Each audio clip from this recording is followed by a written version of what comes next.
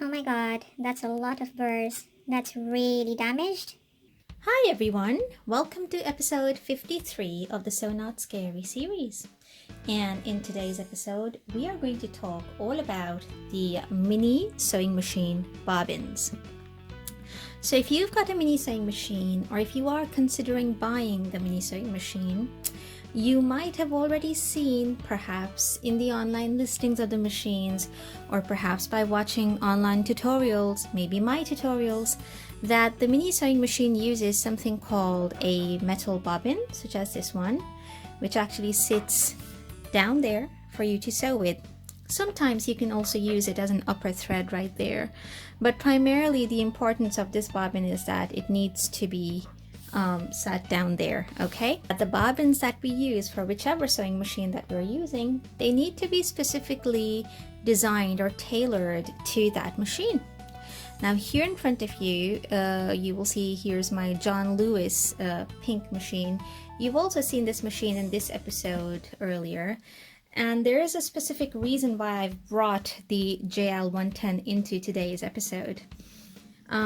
Earlier on, I came across a few different comments where some of my beautiful, lovely viewers, some of you are actually considering buying cheap, pre-threaded plastic bobbins to go into your mini sewing machine because hey, the sewing machine's cheap, why not just go with pre-threaded cheap plastic bobbins?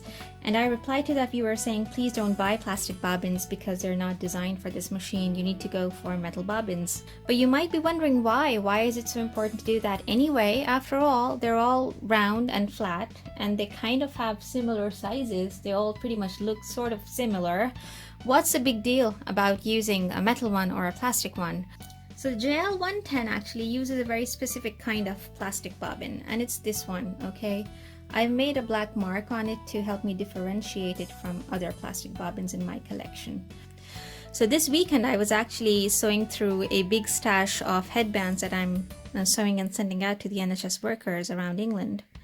And I ran out of thread. So I got lazy and I said, they're both plastic bobbins, what's the big deal? I'm not gonna use this one, I'm not gonna thread it from scratch. I had a whole bunch of bobbins which were pre-filled lying around and I started using these bobbins, okay?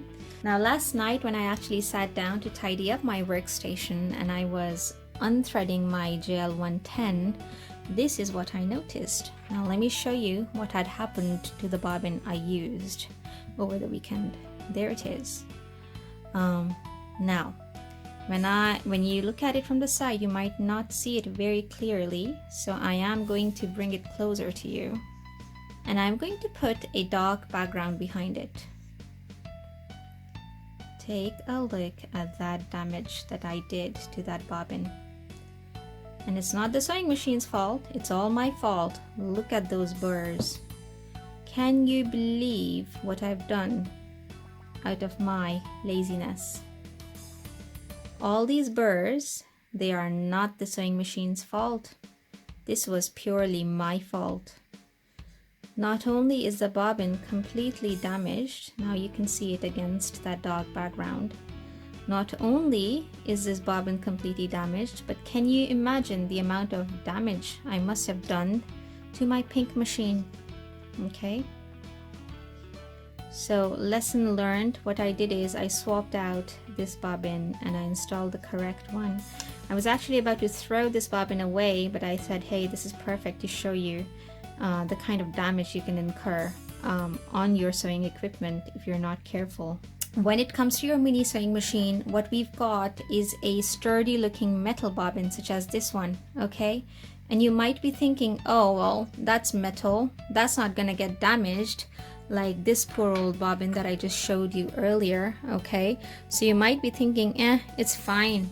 We'll be fine. I can just literally drop any bobbin in and it's gonna be fine. It's not, okay?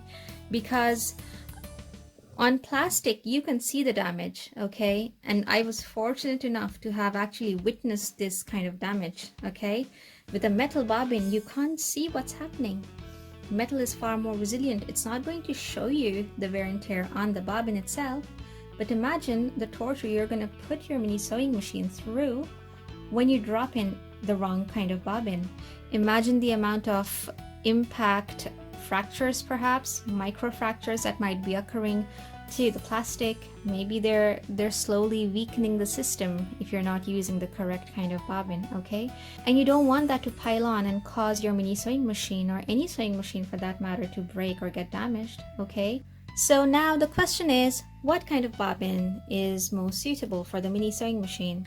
Both my mini sewing machines came with 4 empty bobbins, okay?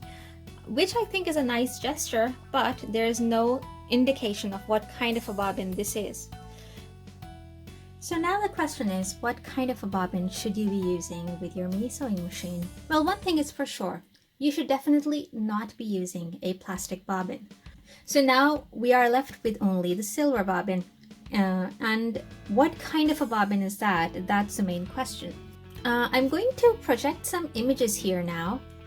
And in these images, you will see that the diameter of my bobbin that I bought on Amazon is about 20.9 millimeters. And the height is about 11.2 millimeters.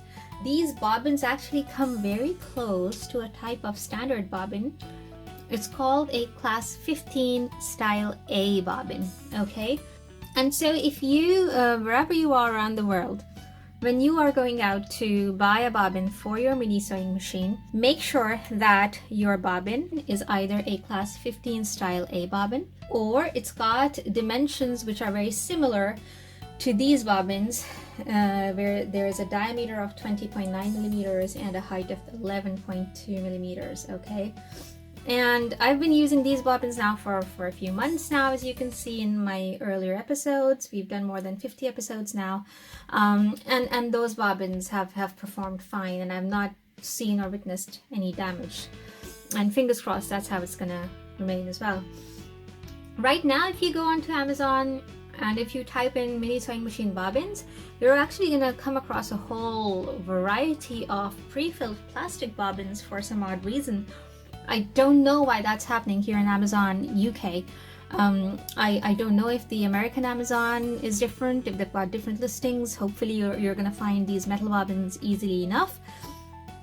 I am linking down to my original bobbins that I bought myself on Amazon. I don't know if this listing's still active, worth a check.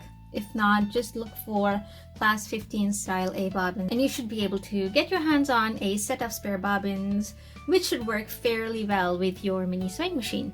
If you are living in a country where you feel that the sellers are not educated enough to know exactly what class or style of bobbin they have in stock, what you could do is just simply take a spare bobbin that came with your mini sewing machine to the shop with you, show that to the shop owner, and he should be able to help you out by finding you something that resembles it as closely as possible, okay?